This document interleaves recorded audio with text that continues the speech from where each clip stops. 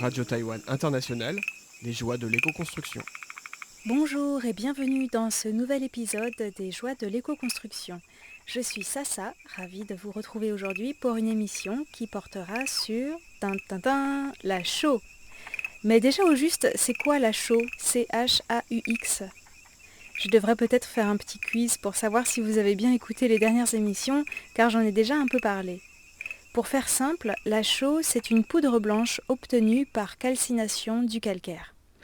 Il y a plusieurs types de chaux qui s'utilisent dans différents domaines, en agriculture notamment, mais ici je me contenterai de parler de la chaux en maçonnerie car c'est déjà un vaste sujet. En chinois, on l'appelle shengshi-hui, la chaux vive ou oxyde de calcium. La chaux ne permet pas de construire des murs en tant que tels, mais de les enduire, et elle peut aussi servir de mortier. Je suis sûre que vous avez déjà vu, au moins en photo, des maisons enduites à la chaux. Par exemple, dans les îles grecques, vous savez, ces belles maisons blanches qui bordent les ruelles avec vue sur la mer, ça fait rêver. Eh bien, ce n'est pas de la peinture blanche, c'est de la chaux. En Bretagne, il y a une vingtaine d'années, Evelyne Adam inventait les kerters, de petites maisons rondes qui ressemblent un peu aux maisons de Hobbit dans le monde imaginaire de Tolkien. La technique constructive est simple. Tremper du chanvre dans de la chaux pour en faire des sortes de boudins, puis les empiler en escargot. Pas besoin d'aller jusqu'en Grèce pour rêver, les kerters, ça fait rêver aussi, surtout les Taïwanais quand je leur ai montré des photos. Mais le climat étant très différent à Taïwan, construire des kerters ici nécessiterait certaines adaptations. En fait, la chaux est un matériau de construction très ancien. Il était déjà utilisé plus de 7000 ans avant notre ère en maçonnerie au Proche-Orient.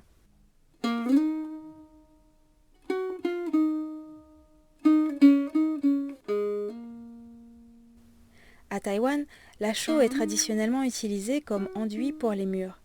Les murs de maison en adobe, tokatsu, et les murs en lamelles de bambou tressées recouverts de torchis. Donc, la plupart des murs blancs des maisons traditionnelles à Taïwan sont enduits à la chaux, ce n'est pas de la peinture. Pourquoi utiliser la chaux? Eh bien parce que ce matériau permet de rendre les murs étanches. Avec les typhons à Taïwan, on comprend aisément que c'est très important. En même temps, la chaux reste perméable à la vapeur d'eau, c'est-à-dire que les murs peuvent respirer. Les matériaux tels que le bambou et la terre à l'intérieur peuvent donc se conserver très longtemps. Le niveau d'humidité des murs est régulé de manière naturelle, ce qui évite les moisissures. Alors c'est vrai que tout en protégeant les murs, la chaux cache les matériaux qui se trouvent à l'intérieur. Et je vous avais dit que pendant l'atelier sur les petits murs qui dansent, auquel j'ai participé récemment, nous étions nombreux à préférer la couleur ocre de la terre au blanc de la chaux. Mais si l'on n'enduisait pas à la chaux, les murs en adobe ou en torchis ne pourraient pas se conserver aussi longtemps. En plus, le blanc renvoie la lumière du soleil. Ça contribue aussi à conserver la fraîcheur à l'intérieur des maisons. Les cloisons qui séparent les différentes pièces à l'intérieur des maisons traditionnelles à Taïwan, qu'elles soient de style Minnan ou japonais, sont aussi souvent enduites à la chaux. Cela donne de très beaux murs blancs qui se marient bien avec la couleur du bois. J'ai découvert l'importance de la chaux dans le domaine de la construction à Taïwan à travers un livre qui est en quelque sorte la Bible des artisans qui construisent ou rénovent des maisons traditionnelles.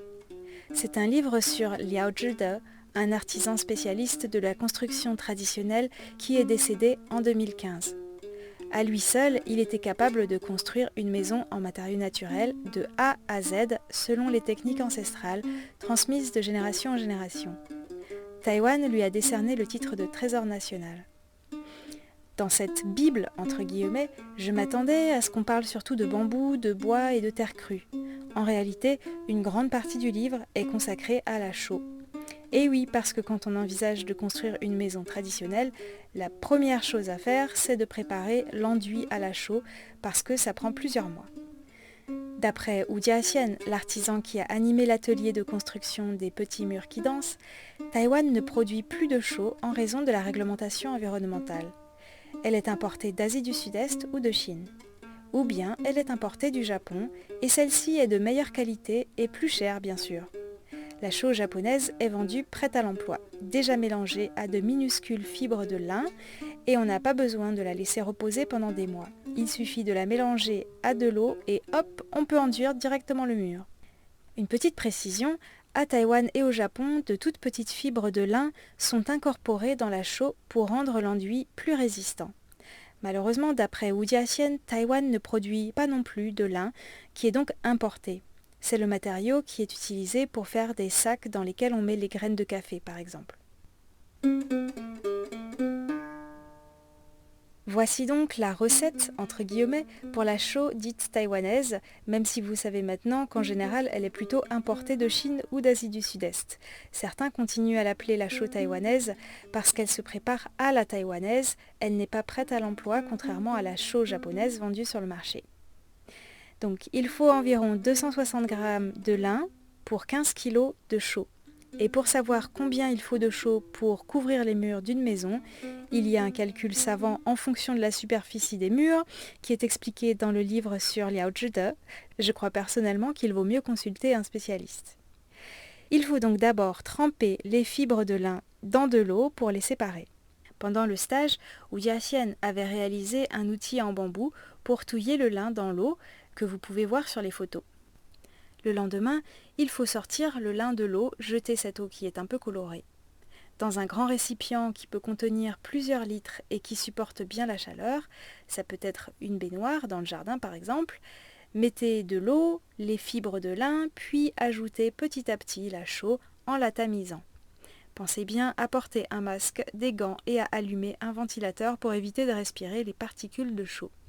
Vous verrez, c'est impressionnant, le liquide se met à bouillir. C'est la réaction de la chaux quand elle entre en contact avec l'eau. Ne me demandez pas quelle est la proportion d'eau et de chaux, parce que pendant l'atelier, ça s'est fait un peu au feeling, et je crois que le mieux, c'est quand même de se faire accompagner par un spécialiste, en tout cas la première fois. Même si je vous donne la recette de base, ce n'est pas aussi simple que de faire une tarte aux pommes.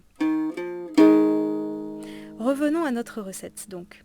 Mélangez ensuite pendant 4 heures. Puis recouvrez le récipient. Le lendemain, enlevez la fine couche qui s'est formée à la surface, refermez et attendez au minimum 3 mois et dans l'idéal 1 an. Mélangez de temps en temps. Et surtout, soyez patient. En chinois, ce processus s'appelle Yang Shi Hui. Littéralement, ça signifie cultiver la chaux. En fait, il s'agit simplement de la laisser reposer. Mais ça travaille en silence dans la bassine. Pour visualiser les différentes étapes de la recette, je vous invite à regarder les photos sur le site de l'émission.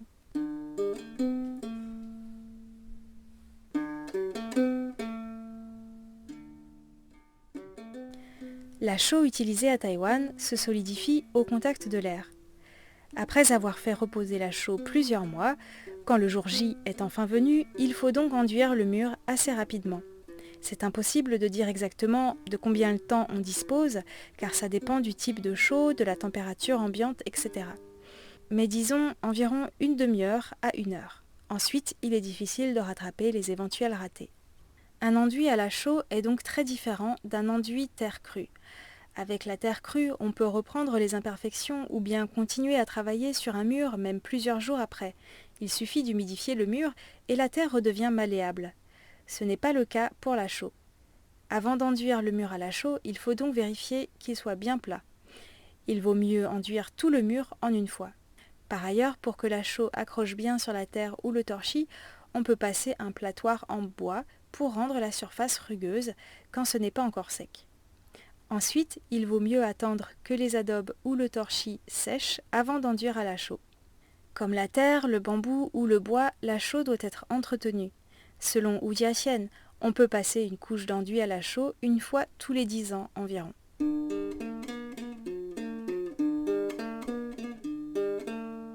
S'il n'y a qu'une chose à retenir aujourd'hui, c'est que pour rénover une maison ancienne, il ne faut pas utiliser du ciment, mais de la chaux. Le ciment ne permet pas aux matériaux naturels de respirer dans le mur, cela entraîne des moisissures et affaiblit le mur. La chaux, en revanche, permet à la fois de protéger le mur de l'eau de pluie, tout en le laissant respirer. Sur le plan environnemental, la chaux vive n'est pas un matériau neutre. Elle est obtenue par calcination du calcaire à environ 900 degrés, ça nécessite donc pas mal d'énergie. Mais le ciment en nécessite encore plus, car c'est un mélange broyé de calcaire, d'argile et de sable, chauffé à 1450 degrés. Selon l'ADEME, l'Agence de la transition écologique, la chaux nécessite moins d'énergie et de ressources pour être produite que le ciment. De plus, l'empreinte carbone est réduite car durant le processus de mise en œuvre, la chaux absorbe et fixe naturellement le CO2 de l'air, c'est ce que l'on appelle la carbonatation. Dit d'une autre manière, la carbonatation permet de récupérer une partie du CO2 émis lors de la fabrication de la chaux.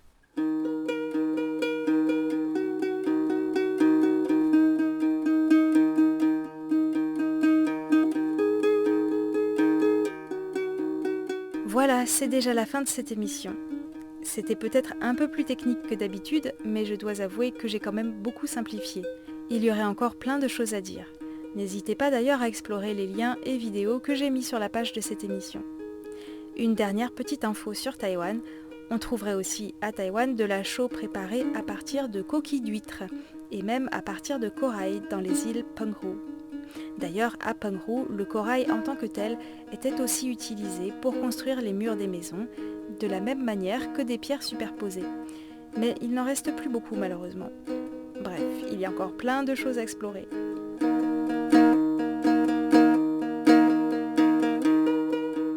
Mardi prochain, je vous retrouve pour une émission qui sera passionnante. J'irai à la rencontre d'un jeune autochtone Amis qui a construit une maison traditionnelle en bambou et en chaume entre Hualien et Taidong sur la côte est de Taïwan, entre l'océan et la montagne. Une nouvelle aventure!